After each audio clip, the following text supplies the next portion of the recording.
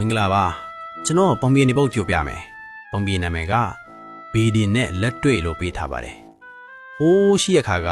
ဘေဒင်ဟောစားတဲ့ပုံနာတဦးရှိတယ်တဲ့သူစီဘေဒင်လာမေးတဲ့သူတိုင်းမှန်လွန်းလို့စုတွေလက်တွေပြီးချီချူးထော်မနာပြုတ်ပြီးမြှောက်စားကြတယ်တဲ့အလိုနာမည်ကြီးတဲ့ဘေဒင်ဆရာပုံနာဒီနေ့မှာတော့တခြားနယ်ကသူတည်င်းကိုကြားလို့ဘေဒင်လာမေးတဲ့လူနှစ်ယောက်ရောက်လာပါလိရောတယောက်ကအယက်သမားဖဲသမားဓားဖျားတိုက်ကြက်တိုက်ဖဲရိုက်သူများဖြစ်စီခိုးမကောင်းမှုဟူသမျှအကုန်လုပ်တဲ့သူနာမည်ကမောင်ဒနဖလောရရင်လူဆိုးပါဗျာမောင်ဒနဘေဒင်မေးတာကကျွန်တော်နောက်တစ်နှစ်နေရင်ဘာဖြစ်မလဲသိချင်လို့ဘေဒင်ဆရာပုံနာဟောပေးပါလူမိုက်ဆန်ဆန်အမေးနဲ့ပေါ့ဆိုတော့ဘေဒင်ဆရာပုံနာကသူ့ကိုကြည့်ပြီးဖြေတယ်မောင်ဒနမင်းဟာနောက်တစ်နှစ်နေရင်ရွှေအိုးထုံလုံးကောက်ရပြီးချမ်းချမ်းသာသာနဲ့နေရလိမ့်မယ်လူမိုက်မောင်ဒနကတကယ်လားဆရာကောင်းပြီဒါဆိုရင်နောက်နှစ်ကြာရင်ပြန်ဆုံးကြတာပေါ့ဆိုပြီးလူမိုက်ဆန်ဆန်ပြောဆိုပြီးထွက်သွားတော့တယ်သူနောက်တစ်နှစ်နေရင်ပြန်လာခဲ့မယ်ပေါ့ကဲနောက်တစ်ယောက်အလစ်နောက်တစ်ယောက်ကကြတော့ဖျားတရားသမားသူတက်နိုင်သမျှလူတွေကိုကူညီတယ်ဖျားတရားအမြဲလုပ်တယ်ကောင်းမှုလုပ်တယ်သူနာမည်ကမောင်တုတလူကောင်းပေါ့ဗျာမောင်တုတမေးတာကဆရာကျွန်တော်နောက်တစ်နှစ်နေရင်ဘာဖြစ်မလဲကြည့်ပေးပါဆရာဘေဒင်ဆရာပုံနာကမောင်တုတာမင်းဟာနောက်တစ်နှစ်မှာယောဂအနာဖြစ်ပြီးအသက်ဘေးနဲ့ကြုံရမယ်အတိအကျဟောရရင်သေမယ်မောင်တုတာဟာစိတ်တက်ကြတဲ့ပုံစံနဲ့ဟုတ်ကဲ့ဆရာနောက်တစ်နှစ်ကြာလို့ကျွန်တော်မျိုးမသေးခဲ့သည်ရှိတော့ပြန်လာခဲ့ပါမယ်ဆရာဆိုပြီးမောင်တုတာဟာလေးလံတော့ခြေလန်းတွေနဲ့အင်ကိုပြန်သွားပါတော့လေဒီနေ့ကျတော့ဘေဒင်ဆရာပုံနာစီတို့တခါပြန်ရောက်လာကြတယ်တဲ့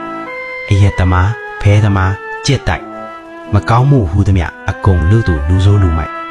မောင်ဒနာကဒေါသထွက်နေတဲ့ပုံစံနဲ့လီတန်ကြမ်းကြမ်းနဲ့စကားအရင်စမေးပါလေတော့လူဆိုးလူမိုက်မောင်ဒနာမေးတာကပြောပါအောင်ဆရာပုံနာခမည်းဟောလိုက်တာကကျွန်တော်မျိုးနောက်တစ်နေ့ကြာရင်ရွှေအိုး၃လုံးကောက်ရမယ်ဆိုအခုကျွန်တော်ရတာကရွှေအိုးတစ်လုံးပဲရတယ်ခမည်းဟောတာမမှန်ဘူးခမည်းလိမ့်တယ်လူတွေကိုလိန်စားနေတာမဟုတ်လားထိုအခါဘေဒင်ဆရာပုံနာကမင်းကမင်းဟိုနည်းနည်းမေးပါရစေမောင်တနမင်းငါးစီကပြန်သွားပြီးရွှေအိုး၃လုံးကောက်ရမယ်ဟုတိတော့ခါဘာလုပ်ဒီများလုပ်ပြီးနေပါတလဲလူမိုက်မောင်တနက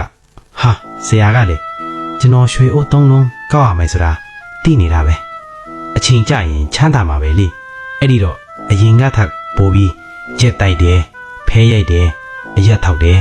မကောင်းမှုဟူသမျှအကုန်ပိုလို့တာပေါ့ဟာဟာဟာဖေးရင်ဆရာပုံနာ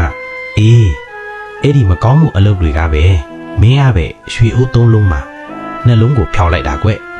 မင်းသာမကောင်းမှုဒူးစရိုက်အလုပ်တွေမလုပ်တဲ့နေခဲ့ရင်တီလာစောင်းသိမ်းပြီးနေခဲ့ရင်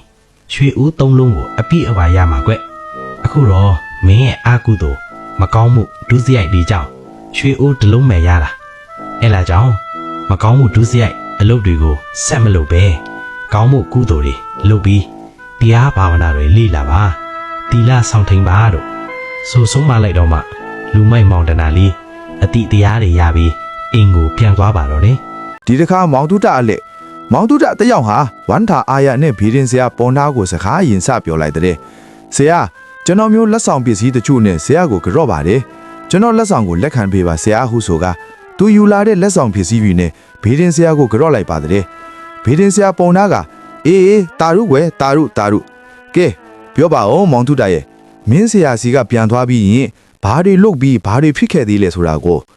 မောင်တုတကဟုတ်ကဲ့ဆရာစီကပြန်သွားတော့ကျွန်တော်မျိုးစဉ်းစားတယ်ငါမသေးခင်လုပ်လို့ရတဲ့အရာကိုလုံနိုင်သမျှလုပ်မယ်လို့ဆုံးဖြတ်ချက်ချပြီးဖျားတရားအလုပ်တွေကိုအရင်ကထက်ပိုပြီးလုပ်ဖြစ်ပါတယ်ဆရာ